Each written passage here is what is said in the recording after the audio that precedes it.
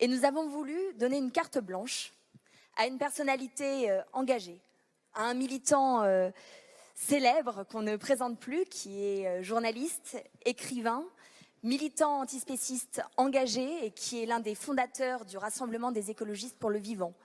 Et aujourd'hui, nous, la question du rapport des êtres humains, des Européens à leur écosystème, du vivant à cet écosystème, ça nous intéresse. Et donc, on a voulu donner la parole à Aymeric Caron et on le remercie chaleureusement de venir aujourd'hui pour s'exprimer sur ces questions. Merci beaucoup, Aymeric.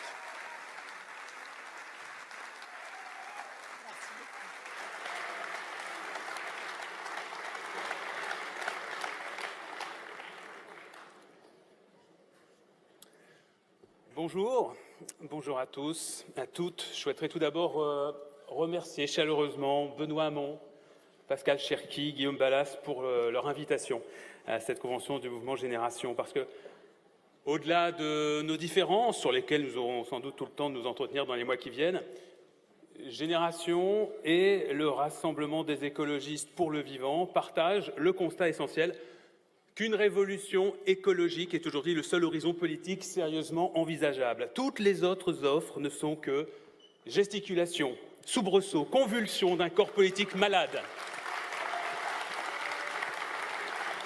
Un corps cacochime, incapable de comprendre l'urgence, incapable d'entendre la souffrance des vulnérables et des victimes, incapable surtout d'entreprendre l'ère de la responsabilité. La seule voie possible aujourd'hui, comme l'affirmait déjà le philosophe allemand Hans Jonas il y a 40 ans. On a coutume de dire que ceux qui nous gouvernent sont justement en responsabilité.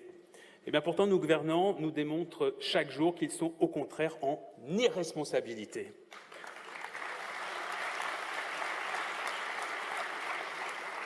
Obsédés par des objectifs de petits banquiers, de grands bourgeois, englués dans les repères d'un temps ancien que sont la croissance et le PIB, formatés au productivisme effréné, ceux qui nous dirigent depuis des décennies, nous mènent à la catastrophe, ignorant tous les signaux d'alarme. Un jour, ces hommes et ces femmes d'État qui contribuent à l'accroissement des inégalités, à l'effondrement de la biodiversité, au réchauffement climatique, à l'érosion des sols, bref, qui mènent le vivant à sa perte, auront à répondre de leurs actes devant le tribunal de l'histoire. Macron, coupable.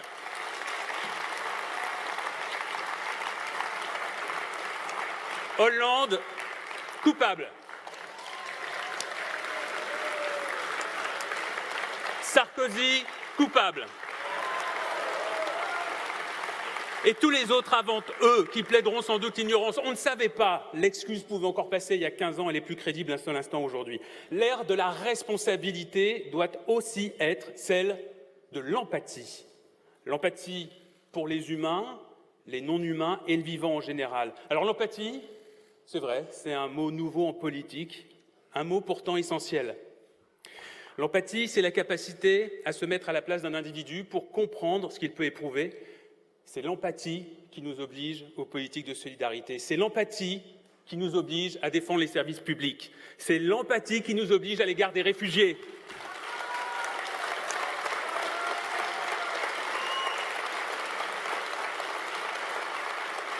C'est l'empathie qui nous oblige aussi à permettre à tous les animaux non humains sensibles de vivre une vie décente. Et ceci m'amène à vous expliquer en quelques mots les fondements idéologiques de notre mouvement, le Rassemblement des écologistes pour le vivant, qui vient peut-être de naître puisque nous n'avons que 4 mois d'existence. Le rêve a vu le jour autour de la conviction qu'il est indispensable, en ce début de XXIe siècle, de défendre une nouvelle approche de l'écologie, qui se distingue en de nombreux points de l'écologie qui est actuellement prônée par les formations politiques qui se réclament de cette sensibilité. L'écologie dont on nous parle depuis 40 ans en France est une écologie anthropocentrée, mathématique et utilitaire. Eh bien, il nous semble que ce modèle est dépassé. Nous lui substituons une écologie antispéciste et métaphysique. L'écologie à laquelle on a été habitué, c'est-à-dire en gros l'écologie d'Europe Écologie Les Verts, affirme qu'il faut prendre soin de la planète afin de sauver l'humanité. Nous devons protéger les forêts, les fleuves, les mers, l'atmosphère pour nous sauver nous-mêmes humains. Il est exigé que nous pensions aux générations futures, ok, mais uniquement aux générations humaines. Cette écologie voit donc la nature comme un outil au service de l'homme. La vie des animaux, des arbres n'a donc aucune importance en tant que telle, elle ne compte qu'en fonction de l'utilité que nous, humains, pouvons en retirer.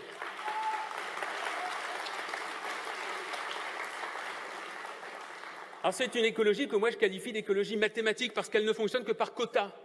Quotas de pêche, quotas de chasse, quotas d'émissions de CO2, etc. Les animaux non humains n'ont aucune importance en tant qu'individus. Ce sont des variables interchangeables. Si un ours est tué dans les Pyrénées, on le remplace par un autre. C'est leur nombre global qui compte et non la vie de chacun des individus qui composent le nombre. Eh bien, cette écologie que nous contestons, nous l'appelons l'écologie molle. Le rêve défend une écologie différente que nous nommons écologie essentielle. C'est une écologie antispéciste qui reconnaît à chaque parcelle de vivant une valeur intrinsèque indépendamment du profit que nous, humains, pouvons en tirer.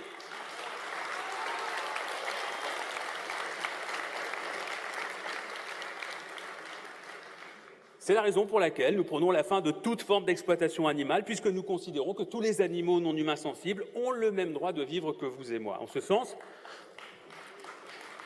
ce sens, notre écologie est métaphysique car elle demande que nous repensions notre rapport au monde. Cette écologie antispéciste est, nous en sommes persuadés, la seule pensée révolutionnaire aujourd'hui, le seul corpus novateur à la hauteur des révélations scientifiques de l'après-guerre. Je parle des révélations de l'éthologie, de la paléoanthropologie, des neurosciences, de la biologie moléculaire avec par exemple la découverte de l'ADN. Est-ce qu'on va rester sourd encore longtemps à ce que nous apprenons chaque jour sur le vivant et qui nous demande de déconstruire bon nombre de nos certitudes à son sujet? L'antispécisme s'impose comme une révolution idéologique semblable à la révolution copernicienne. Et sur le plan politique, je ne crains pas d'affirmer que l'antispécisme est le marxisme du XXIe siècle.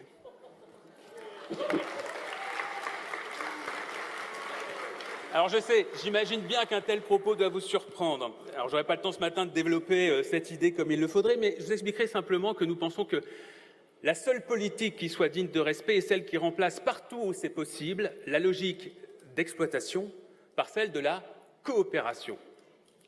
L'exploitation de l'homme par l'homme, l'exploitation des animaux par l'homme, l'exploitation des ressources de la nature par l'homme, à chaque fois, ce sont les mêmes logiques de domination et de profit égoïste qui sont en place. Et au rêve, on pense qu'il faut combattre toutes les formes d'exploitation avec la même force, car elles participent du même esprit destructeur.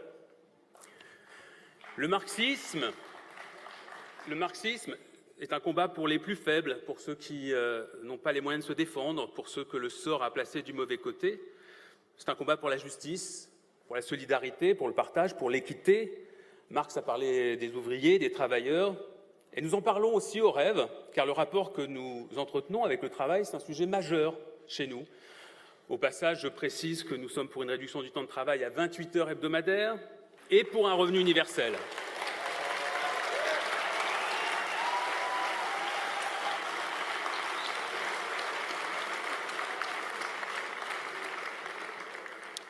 Mais c'est vrai que nous, on n'arrête pas notre réflexion aux seuls humains.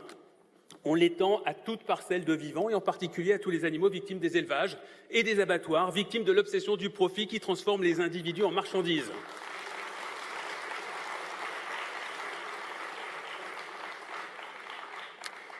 Au rêve, soyons clairs, on n'a pas d'ambiguïté, pas d'état d'âme sur la question économique, nous sommes antilibéraux. Nous sommes favorables à un plafonnement des revenus, par exemple, et à beaucoup d'autres choses que Marx aurait sans doute soutenues. Alors, il serait exagéré de placer Karl Marx, qui était un productiviste, parmi les écologistes, mais on trouve quand même dans ses écrits la conscience déjà des dangers de la surexploitation de la terre. Il y a aussi un autre point chez Marx qui nous parle au rêve, c'est son internationalisme. Travailleurs de tous les pays, unissez-vous, clamait-il.